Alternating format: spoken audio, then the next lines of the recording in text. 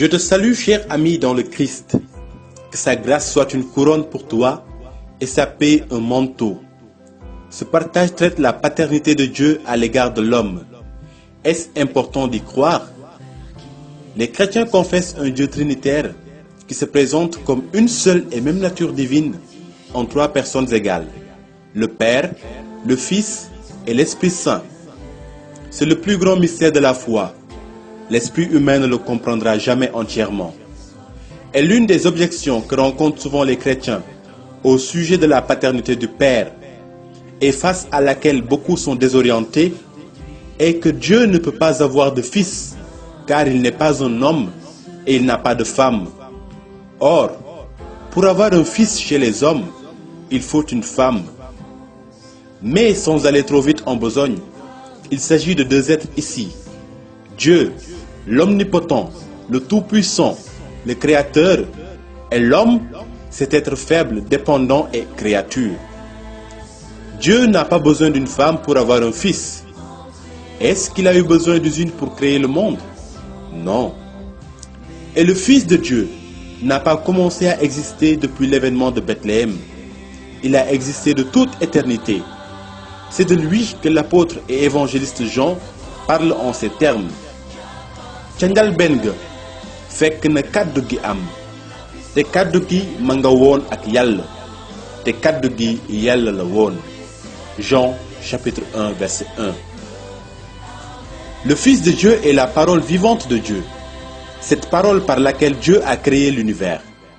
Et nous, humains, en voyant Jésus, nous pouvons lire en sa personne l'amour concret de Dieu pour nous. Comment donc? Écoutons encore l'apôtre Jean. Xool leen mbëggeel gi nu baay bi jox ni mu réyee ba nu mën a tudd doomi Yàlla te moom lanu. Ku bëggul sa mbokk xamuloo Yàlla ndax Yàlla aji mbëggeel la. Nii la Yàlla wone mbëggeelam ci ñun. Yónni na ci àddina jenn doomam ji mu am képp ngir nu am dund ci moom. Lii mooy mbëggeel. Première épître de Saint Jean, chapitre 3 verset 1 et chapitre 4 des versets 8 à 10. La paternité de Dieu est la preuve de son amour. C'est bien cet amour que Jésus-Christ est venu nous manifester. Le nom Jésus, de l'hébreu Yeshua, signifie Dieu sauve. Et par Jésus, ce Dieu Père qui sauve s'est fait révéler parfaitement.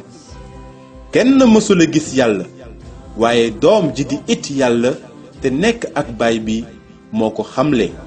Jean chapitre 1 verset 18. Bien-aimé, est-il fondamental pour l'homme de croire que Dieu est Père? La réponse est positive. Et cela est même vital pour l'homme. Car si Dieu n'est pas un Père pour nous, alors nous sommes toujours des esclaves qui ne l'aiment pas, mais ont peur de lui. Et nous n'avons aucune référence suprême en matière d'amour. Si nous sommes des esclaves, nous n'aurons pas part à l'héritage divin, c'est-à-dire la vie éternelle. Cependant, nous avons été affranchis. Gannaaw doomi Yàlla lanu, Yàlla yónni na xelu doomam ci sunu xol, mu koy woye ni Abba maanaam baay. Noonu dootuloo jaam, doom nga.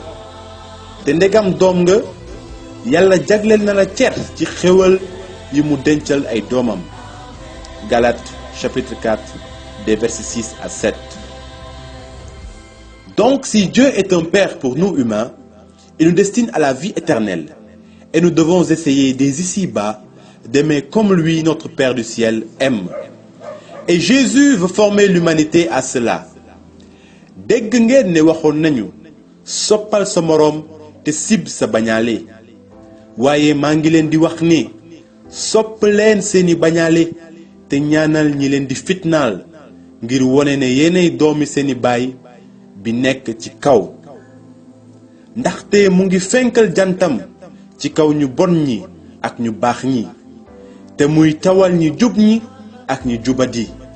Matthieu chapitre 5 des versets 43 à 45.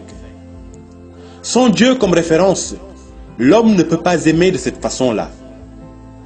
Par ailleurs, la création elle-même montre à l'homme que Dieu est un Père aimant. Tout père responsable et aimant voudra construire, autant que le lui permettent ses moyens, une maison accueillante où sa famille pourra s'épanouir en sécurité. Dieu est notre Père.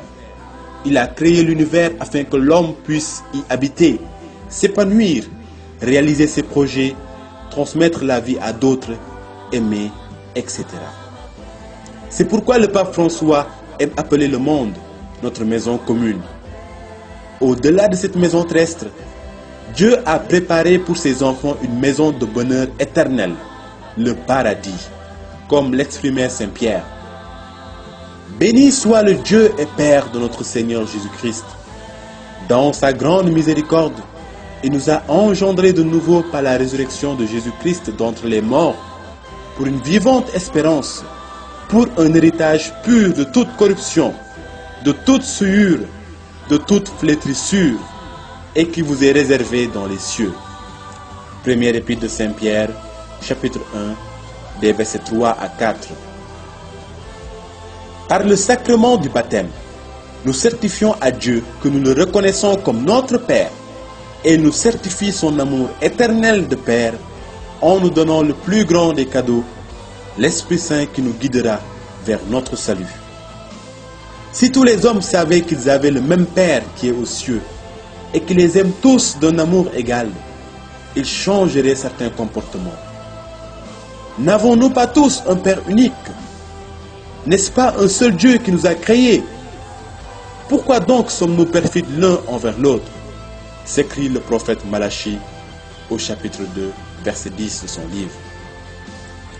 Bien-aimés dans la foi, reconnaître Dieu comme Père nous appelle à l'amour, à l'unité, à la paix envers et entre tous, car Dieu est amour, et l'amour est à la base de tout le reste.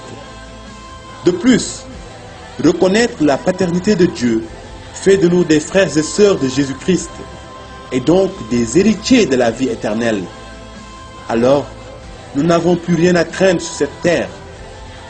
Que sa sainte grâce se répande dans ton cœur, bien-aimé, et te garde dans l'assurance d'être tendrement aimé par un Père, quelle que soit ta situation, tes échecs, tes peurs, tes péchés. Dieu ton Père t'aime, il t'aime encore, il t'aimera toujours. Paix à toi. Amen.